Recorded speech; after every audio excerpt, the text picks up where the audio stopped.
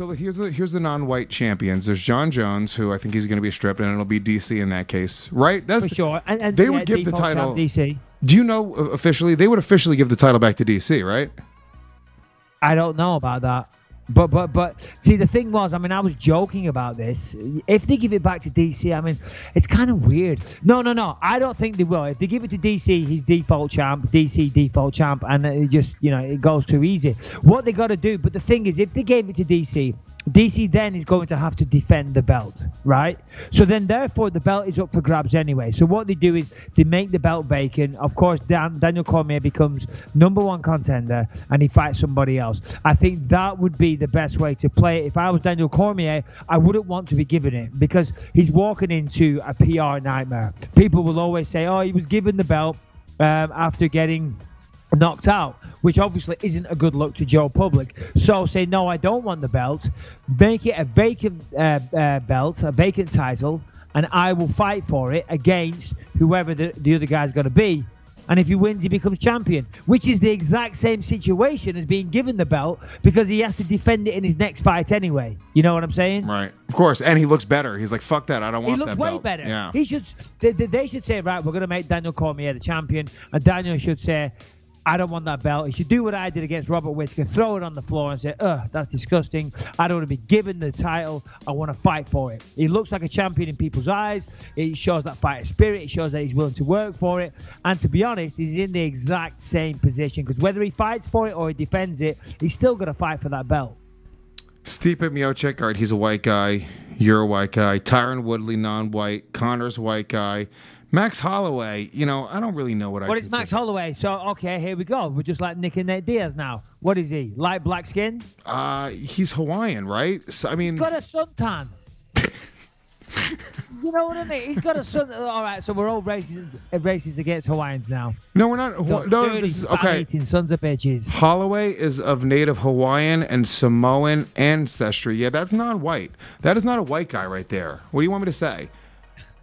By the way, also, I think some people think that I'm sounding very, very ignorant here. No. But, and you could say it's a black or white issue, but I think it really is a black or white issue. And also, I got to be honest with you, and this is, people don't know that I'm Hispanic. So what about Jose Aldo? Jose Aldo? Well, he's not a champion. Yeah, I know, but just, he was a long-time champion. Was there racism against Jose Aldo for being Brazilian? No, I don't think there was at all. I think there's more reverse racism. What about Anderson Silva? He was a massive star. He was black. Very true. I just don't think racism exists in the sport of UFC. I mean, look at boxing, for crying out loud. Boxing, was dominated by a lot of the, even now, a lot of the heavyweight champions, throughout history. When you think of the classics, think of Muhammad Ali, think of Evander Holyfield, Mike Tyson. The list goes on. Riddick Bowe, the list goes on. These are all black guys, and I've got to tread carefully with how I throw that term around. But these are all black, Americans that were world champions that are huge, huge stars. And yes, combat sports is combat sports. Boxing is different to MMA, but it's still the same demographic. It's still the same.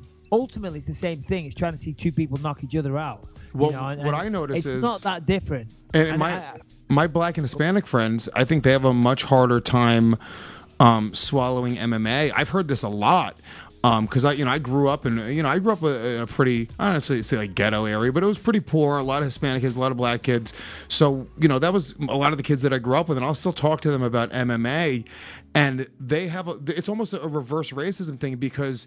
And it's also homophobia because what they say is they go, nah, man, I can't watch these guys rolling around on the floor in between each other's legs. I hear that a lot, like a ton from my black and Hispanic friends. They call it a white guy sport. As well, but that's just an ignorant comment, isn't it? That's just an ignorant statement where they just want to discredit the sport. So they just say a flippant remark like that to discredit it. It sounds stupid because they know there's more to it than that. So they just say it to be a dick, I think sometimes, dude, some of these guys, they don't know, dude. They really see it as like hugging. I watch what happens. It is almost, if you're a fan of MMA for a long time, if you watched it from like the old days, I don't want to say the old days, you actually lived it. This is kind of funny because I want to get your perspective on this because I kind of watched this happen as a fan, which is back in the day, before The Ultimate Fighter, right? Really, like that. That's the time. We'll say pre-Ultimate Fighter and post-Ultimate Fighter, because that's when fans started being educated on the sport. Because back in the day, they would have like little educational videos. Like when you used to rent the UFC tapes, they would have like, you know, Mark Lehman would do like little tutorials on what's happening, and they would really break down, because they were trying to educate the fans. They were very smart in knowing that you had to educate the fan base about what jiu-jitsu was and what the positions were.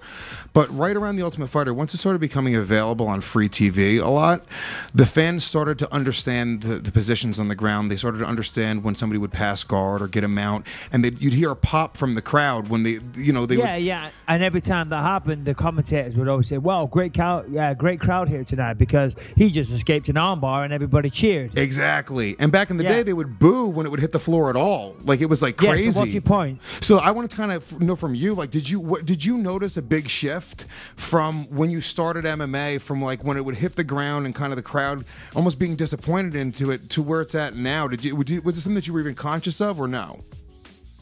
Yeah. Well, I just want to address one thing before we move on into that, because, you know, I was just sitting here a second ago saying racism doesn't exist in this sport, and yada, yada, yada, going on and on and on, and talking about, well, look at all these successful black boxers, etc., etc. I just want to make it clear, because I might be borderline maybe offending some people, because they might say, listen, look at this guy, he's a white guy, you know, we're talking about Tyron Woodley before. They might say, look at this guy, you know, what's the entitled white guy living in Orange County, saying racism doesn't exist. How on earth does he have a clue? How's he ever gonna, you know, consider anything like that, because he could never ever come close to experiencing it?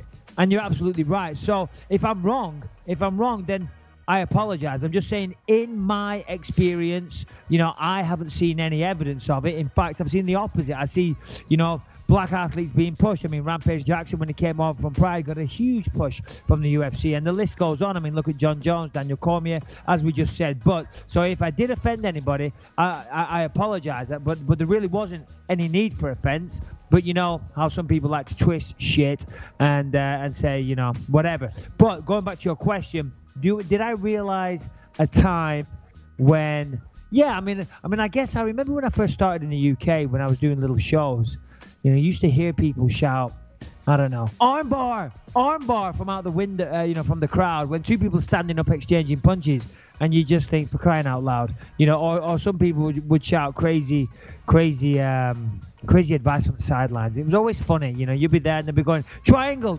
and you're like, shut the fuck up. You know, A, I was just about to do a triangle, and B, if I could, I would. So shut up. But I mean, we've certainly progressed. MMA's come along a long way.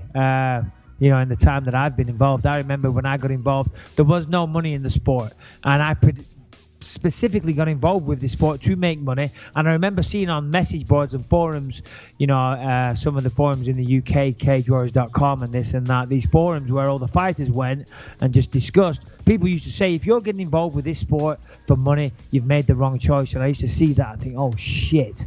You know, it did worry me, but I used to think, well, I'm going to get right to the top of this sport. So the sport's come along a long way in many, many shapes and forms, certainly in terms of its exposure, in terms of its paydays, in terms of its audience awareness or its education. So the answer is yes, Lewis.